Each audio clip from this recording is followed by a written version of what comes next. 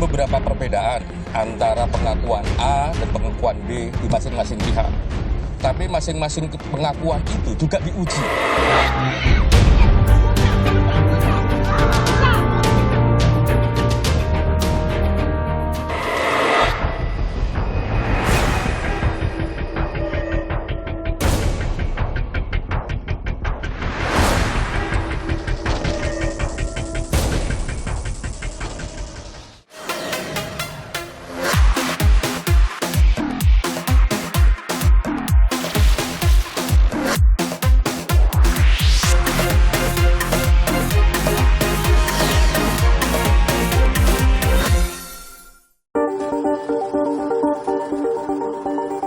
Akhirnya, rekonstruksi kasus pembunuhan Brigadir Yosua menghadirkan 5 orang tersangka.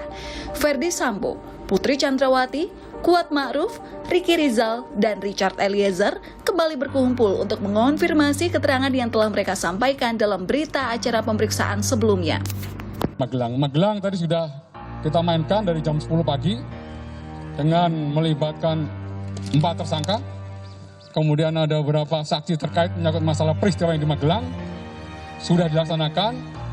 Kemudian di TKP kedua yang di Saguling juga di 36 adegan juga sudah diperagakan oleh para tersangka dan juga ada saksi terkait menyangkut masalah peristiwa yang ada di Saguling. Demikian juga TKP yang terakhir, TKP di Duren 3. Ada 27 adegan juga diperankan semuanya oleh para tersangka. Dalam rekonstruksi ini, para tersangka disebut sebagai saksi mahkota, yakni para saksi yang saling menyaksikan apa yang dilakukan oleh masing-masing tersangka di tempat kejadian perkara. Mereka ini kan masing-masing adalah saksi mahkota, ya, saksi mahkota, sehingga saling menyaksikan apa yang mereka lakukan, apa yang mereka alami, dan apa yang mereka rasakan pada saat peristiwa. Nah, oleh karena itu, kalau di dalam pemeriksaan ada namanya konfrontir. Kalau dalam rekonstruksi, kita memberikan kesempatan bagi mereka, kalau mereka menolak untuk melakukan adegan, kita akan menunjuk figuran atau pemeran pengganti. Saksi mahkota tidak memiliki kewajiban membuktikan keterangan yang mereka berikan sebelumnya dalam BAP. Kita kan melihat daripada pasal 66 KUHP ya, Mas Aiman ya, bahwa tersangka ataupun saksi-saksi tidak dibebani untuk kewajiban pembuktian. Ya, karena di sini nanti penuntut umum atau JPU lah yang dibebani kewajiban membuktikan. Demikian pula untuk penyidik ya, berkewajiban dia untuk mengumpulkan bukti-bukti yang diperlukan untuk membuktikan kesalahannya. Jadi boleh saja mereka merubah ceritanya ya, tetapi kan tentunya ini semua nanti adalah hasil dari berita acara pemeriksaan rekonstruksi inilah yang akan menjadi penilaian daripada penyidik apakah para tersangka ini mereka memberikan keterangan yang sebenarnya ataukah mungkin memberikan keterangan yang kurangi. Dalam kesempatan inilah, untuk pertama kalinya setelah ditetapkan sebagai tersangka, Barada Richard Eliezer dipertemukan dengan Ferdy Sambo.